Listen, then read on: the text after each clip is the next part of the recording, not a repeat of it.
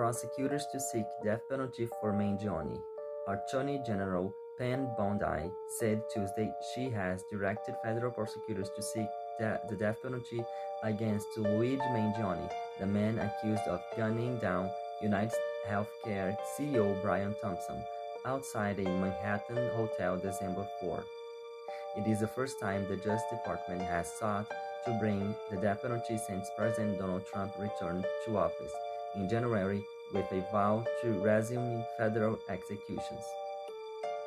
Luigi Mangione's murder of Brian Thompson, an innocent man and father of two young children, was premeditated, cold-blooded assassination that shocked America. Bondi said in a statement that described Thompson's killing as an act of political violence. After careful consideration, I have directed federal prosecutors to seek the death penalty in this case as we carry out President Trump's agenda to stop violent crimes and make America safe again, Bondi said.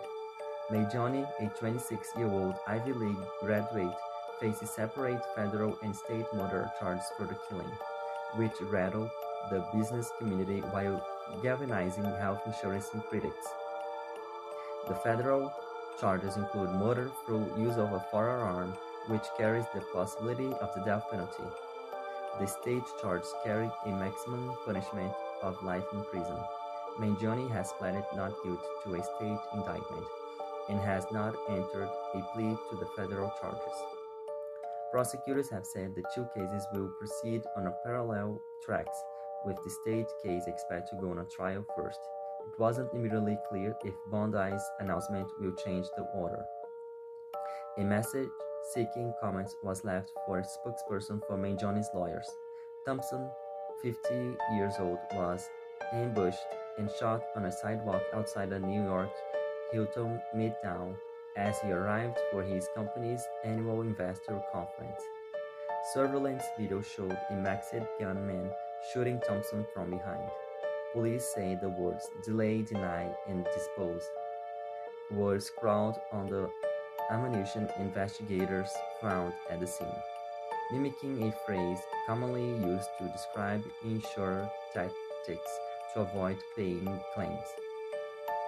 Mangione was arrested in Altoona, Pennsylvania, about 230 miles, about 370 kilometers west of New York City, after a 5-day manhunt.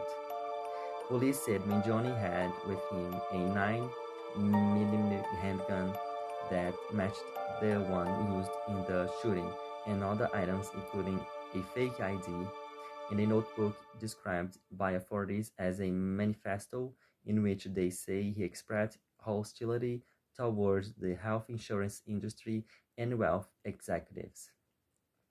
Among the entries in the notebook, prosecutors said, was one from August 2024 that said the target is insurance because it checks every box, and one from October that describes an intent to whack an insurance company CEO.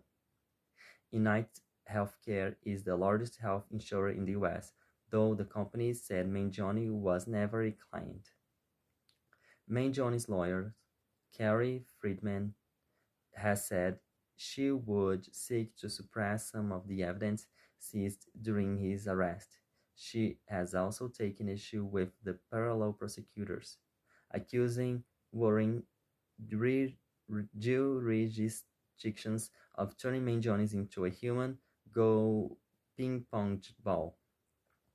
After his arrest, Mangione was whisked by plane and helicopter back to New York and walked slowly up a Manhattan pier in a highly choreographed spectacle by a throng of officers with assault rifles, a contingent that included New York City Mayor Eric Adams.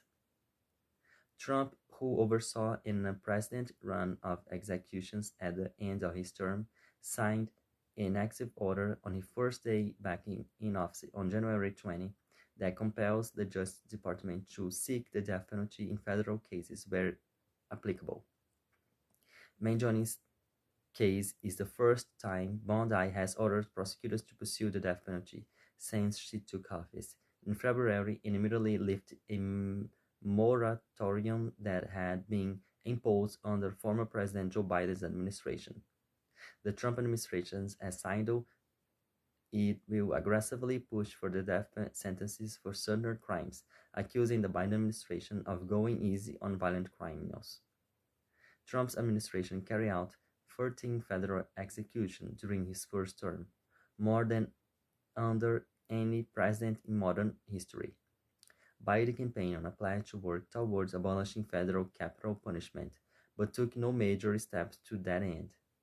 But in his final days in office, the Democratic president commuted the sentence of 37 of the 40 people on death row, converting their punishments to life in prison.